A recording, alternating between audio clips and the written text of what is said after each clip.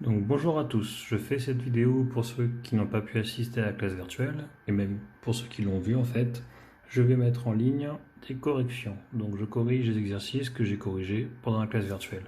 Nous sommes actuellement sur le chapitre fonction linéaire, donc je répète comme il est écrit ici, qu'une fonction linéaire est une fonction de la forme AX. Je rappelle que AX veut dire A fois X. Donc je corrige rapidement le premier exercice qui est simple. Chez un boucher, nous avons 1 kg de jambon qui coûte 17 euros. Pour compléter le tableau, c'est tout simple.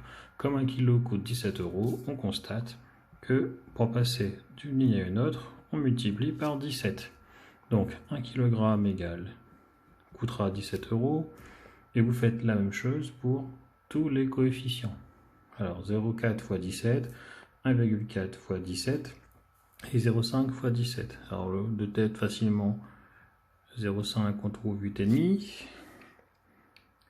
Ensuite pour 0,4 vous ferez le calcul à la calculatrice. Donc cela nous permet de trouver que si on note P la fonction qui a X en kg associe le prix à payer en euros, on obtient donc le prix sera P de X, c'est-à-dire on cherche le prix P en fonction de la masse en kilogrammes. La masse n'est pas connue, donc on l'appelle X. C'est comme en gros, on va acheter X kilogrammes de jambon.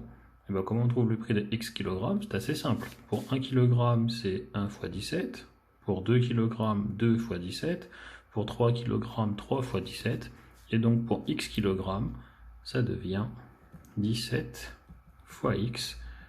En troisième, on simplifie ça en écrivant 17x. Voilà, donc, question petit c, la fonction p est-elle linéaire? Je rappelle qu'une fonction linéaire, une fonction est linéaire, ça est de la forme quelque chose fois x. Et là, c'est bien le cas. On a bien p de x égale 17 fois x. Donc le petit a dans notre exemple, sera le nombre 17. Donc comment je justifie? Il suffit de dire p de x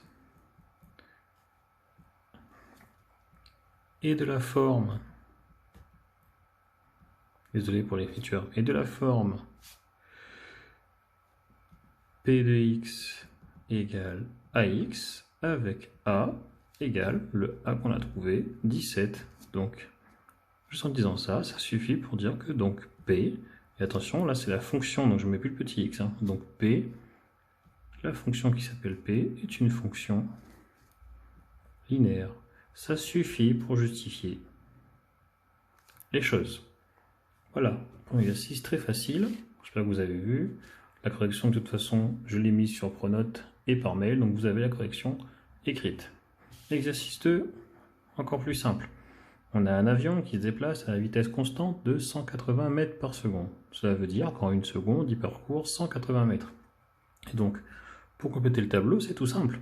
Lorsqu'on a la durée en secondes, comment obtient-on la distance? Et bien, si en une seconde, il fait 180 mètres, en 2 secondes, on fera 2 fois 180, etc.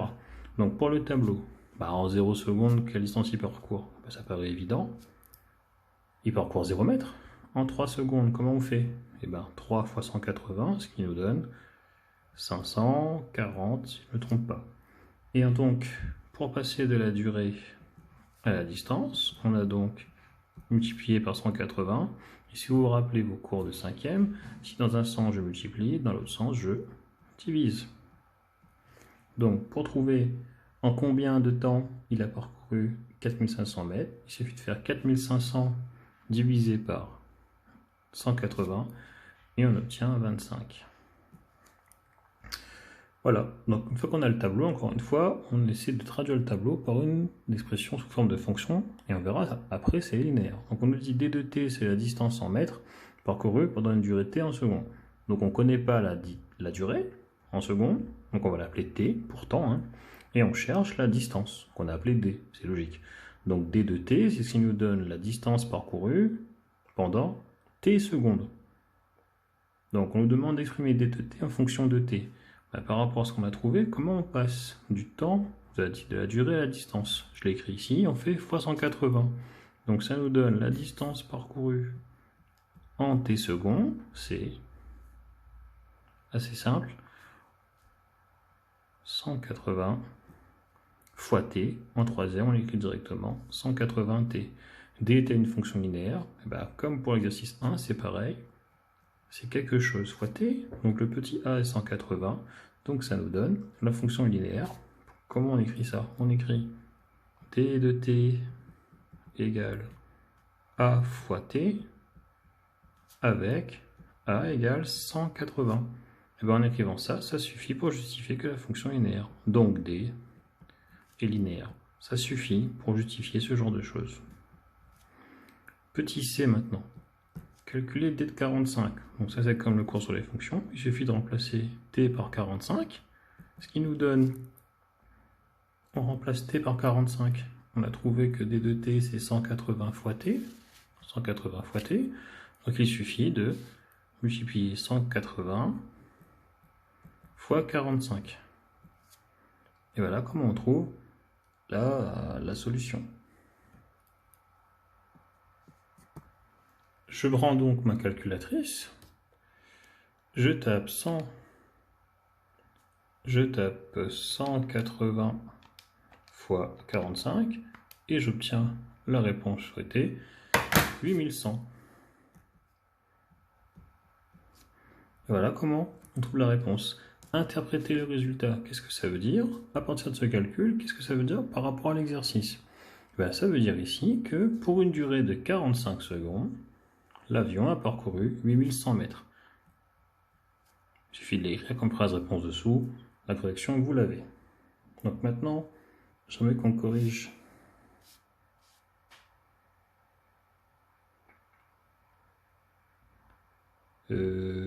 non, je pense que c'est bon. En classe virtuelle, j'ai corrigé que cela. Je vais rajouter l'exercice 4 et je m'arrêterai ici pour la première vidéo. Alors l'exercice 4, il est ici. Encore une fois, la correction a été fournie sur Pronote. On vous donne un programme de calcul. Choisir un nombre, ça on a déjà fait en classe ça. Multiplier par 0,2, ajouter le nombre choisi. On note x, le nombre choisi, et f de x, le nombre obtenu. Qu'est-ce que ça veut dire? Ça veut dire qu'au départ, on a choisi x, donc j'écris à côté x. Multiplié par 0,2, je fais le calcul, donc ça fait x multiplié par 0,2 égale, en troisième on écrit directement 0,2x. N'oubliez pas, 3 fois 2 égale 2 fois 2, 3 fois 2 égale 2 fois 3, etc. Donc, ajouter le nombre choisi. Donc ça nous donne, au départ on avait x, donc on part de 0,2x qu'on vient de trouver, ajouter le nombre choisi, donc plus x, et ça fait quoi ça? 0,2x plus x. Alors devant le x, qu'est-ce qu'il y a? Il y a le 1 qui est sous-entendu comme d'habitude, donc ça nous fait 1x plus 0,2x. C'est comme si je disais 1 euro plus 0,2 euros. Ça nous donne 1,2x. On note x, la fonction f est-elle linéaire? La fonction f, c'est ce qui ressort de la fonction. Donc j'écris ce qu'on a obtenu. On a obtenu que f de x égale 1,2x. Dans ce cas-là, est-elle linéaire? Oui, parce que j'ai trouvé 1,2, le petit a. La fonction f est de la forme f de x égale à x, donc la fonction f est linéaire. Ça suffit pour justifier. Voilà. Bon, j'arrêterai ici la correction de la page d'exercice. Je reviendrai pour de prochaines corrections. Sur ce, bon courage à tous.